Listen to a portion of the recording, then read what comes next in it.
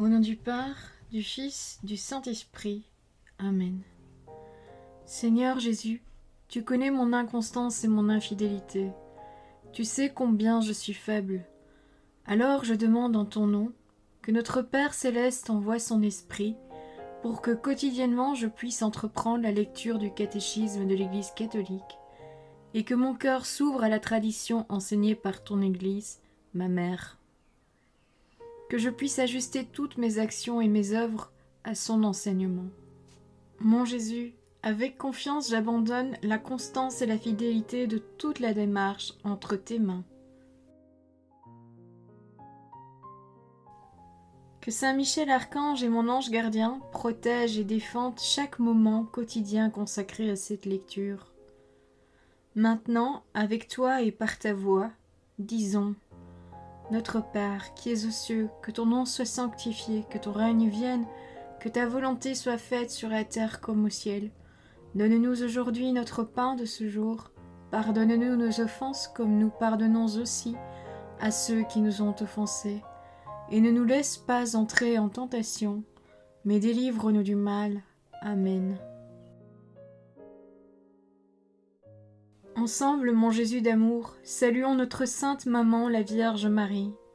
Entre ses mains, je remets mon cœur, mon âme, ma volonté et ma vie, afin que par ses soins règne en moi la volonté du Père, et qu'en ses mains mes œuvres soient gardées, transformées, en parfaite offrande rayonnante de la lumière de Dieu, pour sa gloire, le salut des âmes et la consolation des âmes du purgatoire.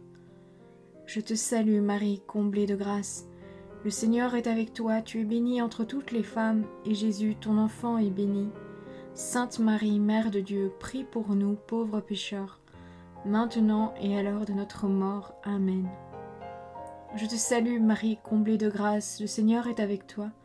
Tu es bénie entre toutes les femmes, et Jésus, le fruit de tes entrailles, est béni. Sainte Marie, Mère de Dieu, prie pour nous, pauvres pécheurs, maintenant et à l'heure de notre mort. Amen. Je te salue Marie, comblée de grâce, le Seigneur est avec toi, tu es bénie entre toutes les femmes, et Jésus, le fruit de tes entrailles, est béni. Sainte Marie, Mère de Dieu, prie pour nous pauvres pécheurs, maintenant et à l'heure de notre mort. Amen.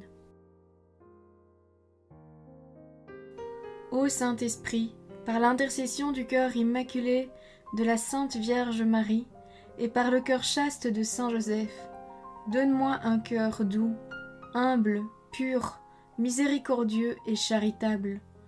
Rends-moi docile à tes célestes inspirations, et prompte à y répondre. Que mon cœur enflammé de ton amour soit en toutes ses œuvres dans la volonté du Père, œuvrant ainsi sous ton joug léger et joyeux. Père céleste, je fais ces demandes par les mérites, les œuvres et les souffrances de Jésus-Christ, ton Fils bien-aimé. En mon nom, au nom des âmes de ma famille, au nom des âmes de mes proches, au nom des âmes qui se sont recommandées à mes prières, au nom des âmes constituant ta Sainte Église, le pape, les cardinaux, les évêques, les prêtres, les religieux et religieuses, les laïcs, au nom des âmes qui ne te connaissent pas, des âmes des païens, des âmes des hérétiques, des âmes des apostats et des âmes froides. En tout temps, dans les siècles des siècles. Amen. Deuxième point. La vocation à la chasteté. Numéro 2337.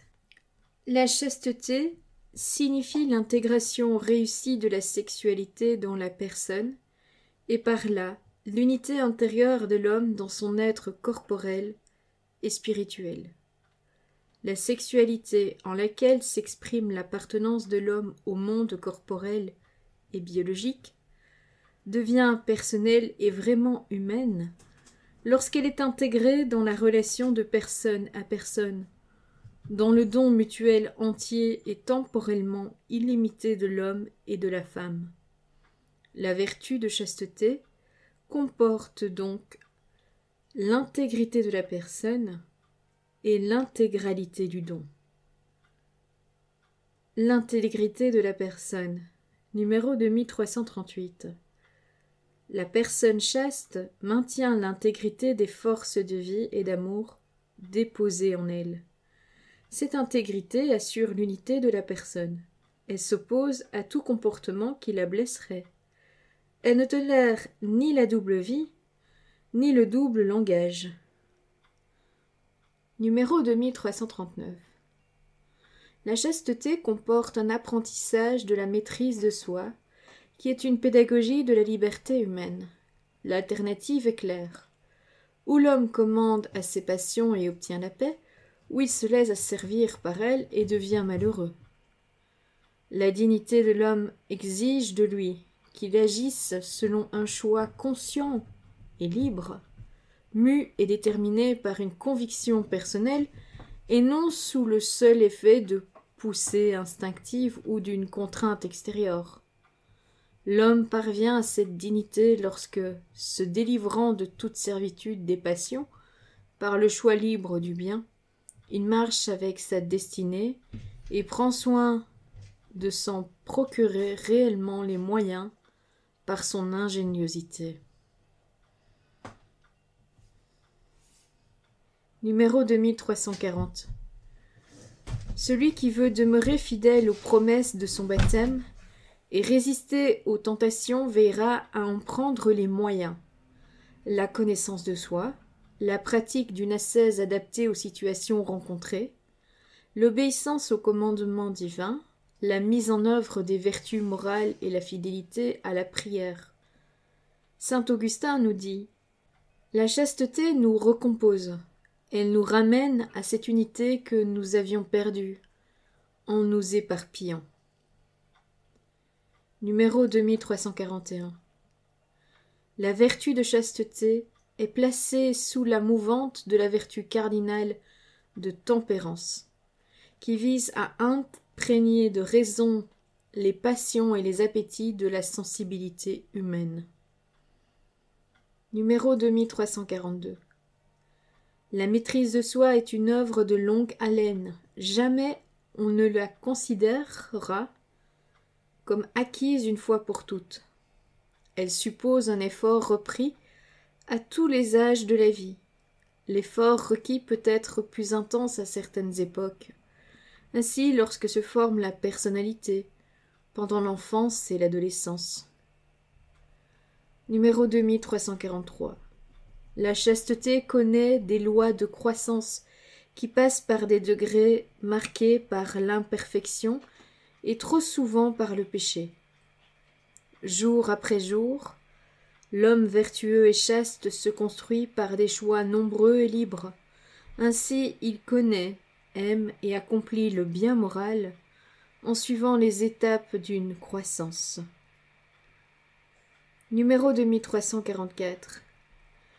La chasteté représente une tâche éminemment personnelle. Elle implique aussi un effort culturel, car il existe une interdépendance entre l'essor de la personne et le développement de la société elle-même.